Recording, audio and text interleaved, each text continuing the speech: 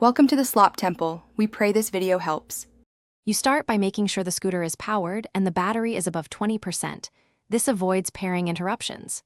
Open the Gotrax app while your phone's Bluetooth is already on, because the app will scan immediately. Once done, stand within a few meters of the scooter and keep it awake. Hold the power button briefly so the controller broadcasts. These steps get both devices into pairing mode quickly, so the app can detect the scooter without timeouts or connection drops. After the app detects your scooter, tap its name to initiate pairing. You do this because the scooter's controller needs a confirmed connection. Make sure to grant any permission prompts. Location access is often required for Bluetooth scanning, so the app can complete the handshake. If the app asks for a PIN, try 0000 or 1234. Many scooters accept those defaults.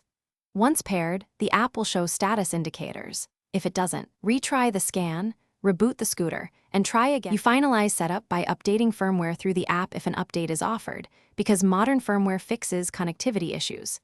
Then test core functions, throttle response, speed readout, lights, and lock, so you confirm two-way communication. If something fails, first toggle Bluetooth on your phone and reboot it. Make sure no other devices are connected. As a stronger step, power cycle or factory reset the scooter per the manual. That clears stale pairings and usually resolves persistent connection problems. Thanks for watching.